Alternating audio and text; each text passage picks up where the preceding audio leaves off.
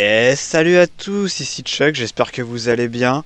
Moi en tout cas, même après cette courte pause de 3-4 jours, pour des raisons que je travaillais en fait, notamment ce week-end, je suis content de vous retrouver. Et j'espère que du coup, oui, que vous avez cherché un peu des actus par vous-même, si vous êtes intéressé sur ce que peut vous proposer Internet, hein, je veux dire, c'est le plus gros réseau de connaissances du monde. Mais sinon, ne vous inquiétez pas, je suis là pour vous. Et on va commencer tout de suite, du coup, par rattraper le temps perdu. Donc j'ai épluché un peu, comme vous le voyez, euh, assez loin, hein, du coup, je suis revenu vachement en arrière.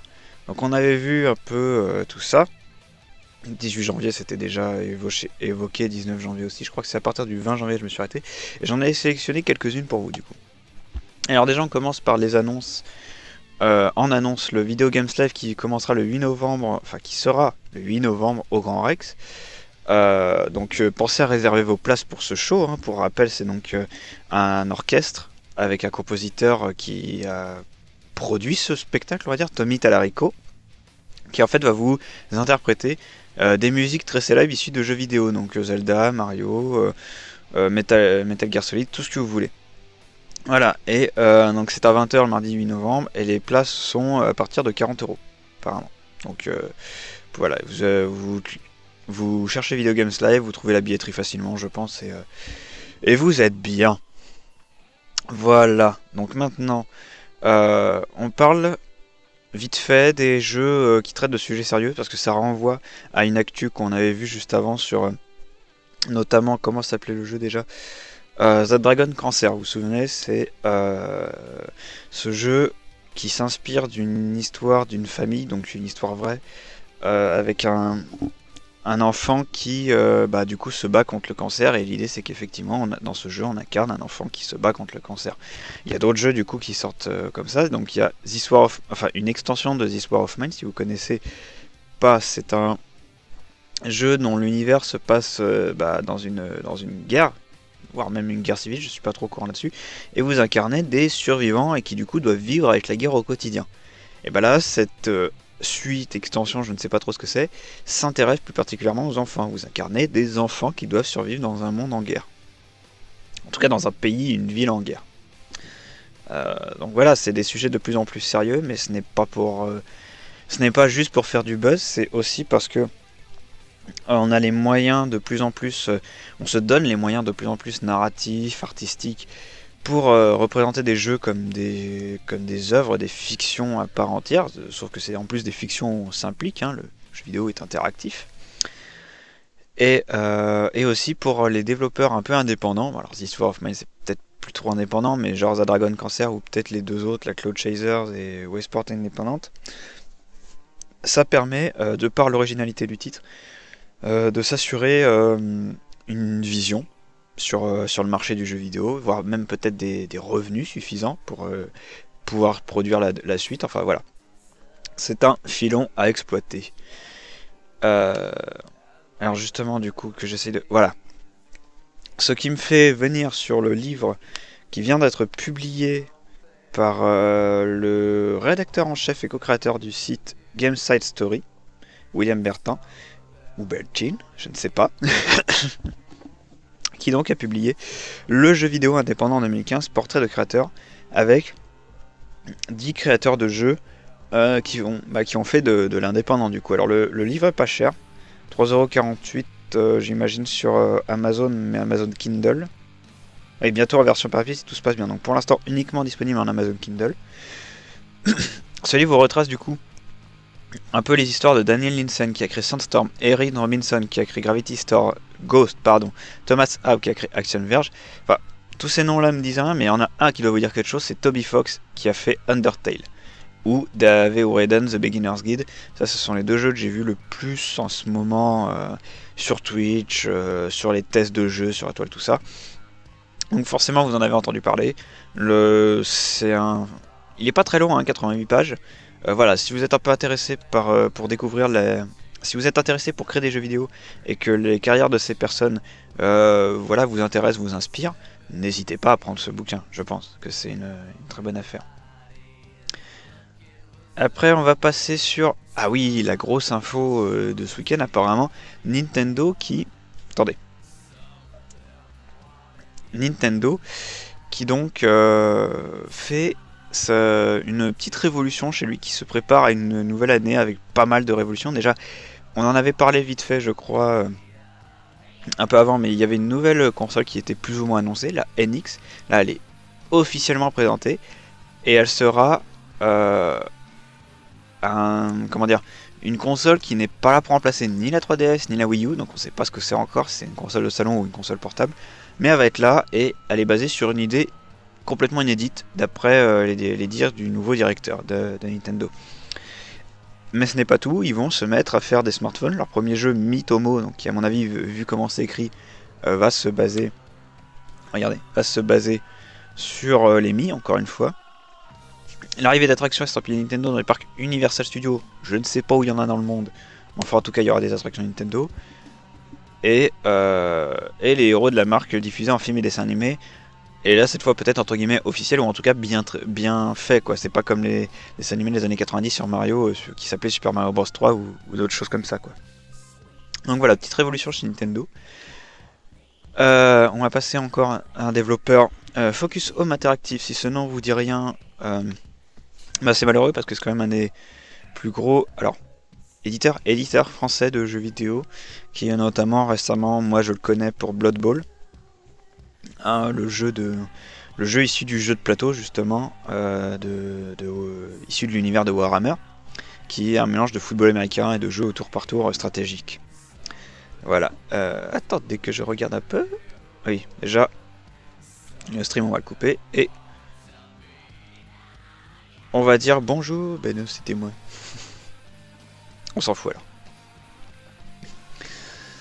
Alors, donc voilà, petite interview qui reçoit le prix spécial. Alors, prix spécial pour récompenser son introduction en bourse et son parcours boursier de 2015. Donc en gros qu'il est rentable. Bon, très bien pour lui, mais voilà, Focus Home qui a des bons jeux. Si vous aimez. Ah oui, je vois aussi qu'il y a Orcs Never Die là sur la vignette, je remarque. Enfin voilà, allez checker si vous voulez sur Steam, je suis sûr qu'il y a plein de jeux Focus Home qui sont. Qui présentent bien quoi. Ça, pourquoi je l'ai pas fermé, je ne sais pas. Alors oui, maintenant la petite news politique qui est bien, mais faudrait voir à pas confondre ou faire n'importe quoi. C'est Valve, vous l'avez dû le voir, Valve veut développer les compétitions de jeux vidéo en France. Alors, pourquoi pas, hein, il a déposé, en fait, il a dit à deux parlementaires, il leur a donné la mission de créer un cadre législatif et réglementaire favorisant le développement des compétitions de jeux vidéo en France. Bon là je lis très pour très ce qui est marqué, mais en gros que il prépare une structure législative, mais qui va peut-être pouvoir amener à ce que les organisations style Millennium, Eclipse, enfin toutes les organisations qui veulent faire du jeu vidéo compétitif à se développer, voire même peut-être à organiser des ligues officielles approuvées par le gouvernement. Vous voyez, un peu comme en Corée avec la ligue coréenne pour StarCraft 2. Enfin, je sais pas trop comment ça s'appelle officiellement, mais vous voyez l'idée. Peut-être d'avoir des ligues en France. D'ailleurs, ça rejoint une autre actu que je ne vous ai pas montré, mais qui va créer une ligue pour les jeux de foot. Du coup, une ligue e-sport sponsorisée et rediffusée par l'équipe 21, donc le site internet du journal L'équipe. Voilà, donc déjà, bon, parce qu'on est beaucoup foot en France, ça va déjà commencer par là, et on verra on verra par la suite.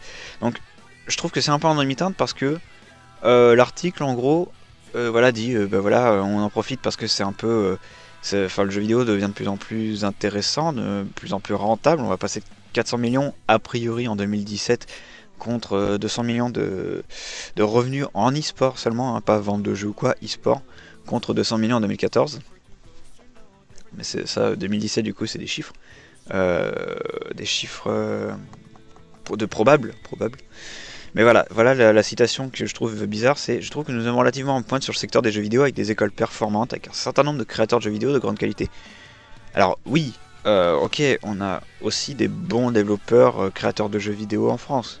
Pourquoi pas? Mais ça n'a rien à voir avec le fait que l'e-sport se développe en France, hein, on est bien d'accord. Bon, dans ce cas-là, c'est pas grave. J'ai changé tout de suite de musique. Éviter, de se faire bouillave Au niveau des droits d'auteur, tout ça, j'aimerais pas que mon truc d'actu se coupe.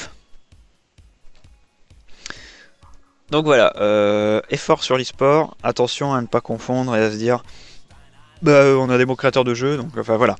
Il faut que ça reste cohérent et qu'on ça investisse dans le projet et pas juste voilà, qu'on aille un peu plus gratter et qu'on essaye, je sais pas, de s'inspirer de la Corée, effectivement, peut-être, pourquoi pas. Euh, voilà, je voulais vous montrer ça aussi en image. Le... Alors, ah aussi, je connaissais pas cette marque, mais du coup, il arrive sur le marché, alors français, parce que c'était peut-être dispo avant, je sais pas, avec un écran, vous voyez, incurvé. Donc 35 pouces, déjà très grand, et surtout courbé, donc moi, j'aime bien le design. Franchement, si j'avais les sous, je le testerais bien, quoi. Ça a l'air d'être sympa. Bon, faut quand même avoir la place sur le bureau, hein, pour être sûr de pouvoir au moins mettre deux écrans, peut-être, même si l'autre est pas curvé, je m'en fous, mais vous voyez, là déjà j'ai du mal avec mes deux écrans, donc on peut pas vraiment tout faire. Et comment Resident Evil c'est secrètement inspiré d'un jeu vidéo français. Oui, d'Alone in the Dark. Ouais, bon les mecs, allez, preuve à l'appui là, c'est quoi ça? Ah non non non non non non.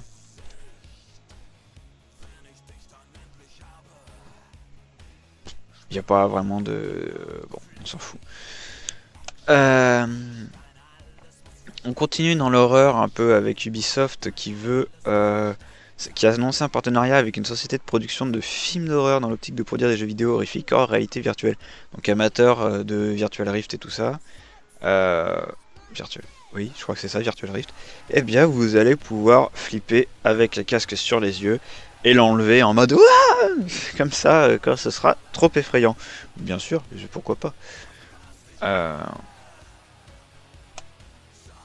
Voilà, et là, donc ça cette news, je voulais vous en parler parce qu'elle fait sens avec ce qu'on avait vu au moins pour une des dernières semaines de décembre ou une des premières semaines de janvier, je ne sais plus, que tous les titres les plus vendus en France, en matérialisé forcément, c'était des jeux PlayStation 4. C'est pas pour rien, c'est parce qu'en France, on a acheté beaucoup plus de PlayStation 4 que d'Xbox One apparemment. Ça aurait été la console de jeu la plus vendue en France au cours de l'année 2015. Voilà, c'était juste pour faire un lien avec ça. Et enfin, un joueur norvégien a relevé le défi de terminer tous les jeux disponibles sur la plateforme de téléchargement Steam. Ouais, eh bien, c'est le mec, il a commencé depuis quelques années, mais il en a déjà terminé. Bon, on va dire que bonne chance, quoi, hein, vu qu'il y en a je sais pas combien qui se rajoutent tous les jours. T'en vois jamais le bout, hein. C'est comme mater toutes les vidéos YouTube du monde. Non, tu peux pas.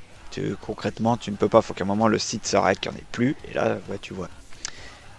Et bien voilà, on a fait un peu le tour de tout ce que j'avais à rattraper, hein, donc on va récapépète vite fait. Nintendo, nouvelle année pour eux avec des parcs d'attraction, des smartphones, enfin des jeux smartphones, tout ce que tu veux. Euh, Progression encore du Virtual Rift, à voir ce que ça deviendra plus tard quand ce sera plus abordable. Et le Video Games Live le 8 novembre 2016. Prenez déjà vos tickets les gars, je pense que ce sera super. Moi ce sera aussi peut-être la première fois que j'irai. Le chat fait n'importe quoi. Et, euh, et j'espère pour vous que vous allez kiffer si vous y allez. Voilà, donc je fais pause là. Et je vous retrouve tout de suite après pour un peu de jeu. Voilà, un peu de jeu. Je sais pas si je vais en faire trop. J'ai pas trop envie de jouer à League of Legends, mais on va voir. Voilà. À tout de suite.